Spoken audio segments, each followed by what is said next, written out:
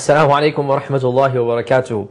Welcome to another episode of ours from the mailbag from the Deen Show. I'm your host, Yasir, Qadhi. In today's mail, we have a question from a Christian who says, I was born a Christian, I was raised a Christian, why do I have to convert to Islam? If God made me a Christian, if God made my family a Christian, then why should I change that way? Because God is the one who created me in that way. Or He made me basically be raised by a family of Christians, being born to Christians. Why then should I think about changing my faith? This is a very deep and profound question. And it goes back to divine destiny. It goes back to predestination. It goes back to God's knowledge. It goes back to God's power. A person says, I have been born in this way, why should I change? And the response is, okay, you were born in a certain family, in a certain time, in a certain place, that is beyond your control. But now who you are and what you make of yourself, that is within your grasp and power. God has given you an intellect, He's given you a mind, He's given you common sense.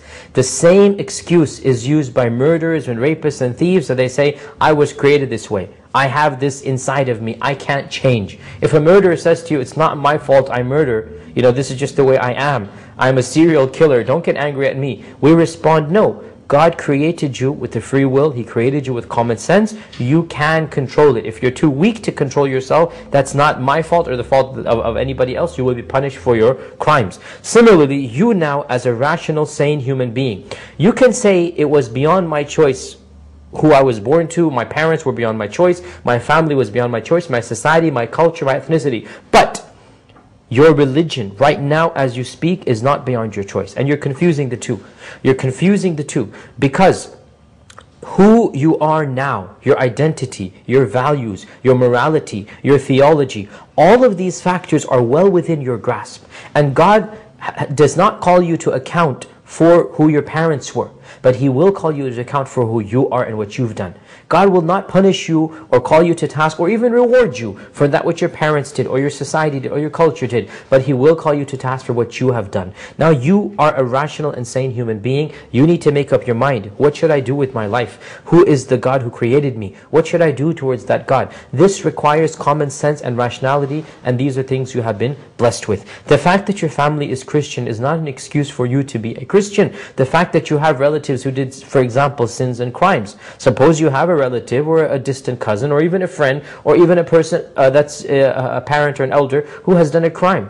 Can you say, this person has done a crime, I should do one as well? Not that I'm comparing Christianity to murder, I'm not saying that. What I'm saying, these are things beyond your control. Don't use them to justify what is in your control. Okay, simple common sense and rationality. That your parents have done something, they're responsible for it. And God will judge them based upon their intentions. You are a different person. You are a different human being. You have a different mind, a different rationality. And therefore, you are required to think and reason out all of these things. Now, also realize that you can never use the fact that God has decreed something, you can never use it as an excuse for what you do. If a person does a sin and said, oh, well, God knew I would do this, don't punish me for that. Well, when you did the sin, you did it rationally, you did it knowing fully well what you're doing and the implications of what you're doing. The fact that you did it and God also knew you would do that is not an excuse for you.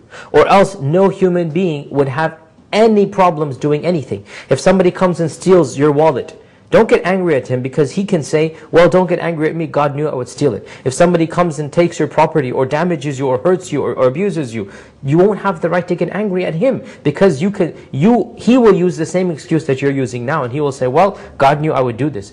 Yes, God knew, but that's not an excuse for you to do what you've done. You had the power to do what you did and you chose to do it. God has infinite knowledge. He knew you would do it. But when you did it, nobody forced you to do it. Now, right now, nobody's forcing you to be a Christian. Therefore, you have to think. And if you choose a certain path, whether it be Christianity or Judaism or Hinduism or whether it be Islam, that is your choice now. And you have to be responsible for that choice in the hereafter. So to conclude this question, we say the fact that you're equating your current state with the state that's beyond your control is not a fair question. Certain things are beyond your control. God will not call you to task for that. God will not ask you, why were you born to Christian parents? But He will ask you, why did you die as a Christian when you had so many years to think about the various religions? Did you reason it out? Did you research? And if you honestly and sincerely concluded that a certain religion is right or wrong, you are responsible for that decision on the Day of Judgment, and that is your decision that you have made. Nobody can force you to become a Muslim or Christian or Jew. But just because my parents were Hindu or atheist or Muslim or Buddhist, and I also want to follow their path, just because they are, that's not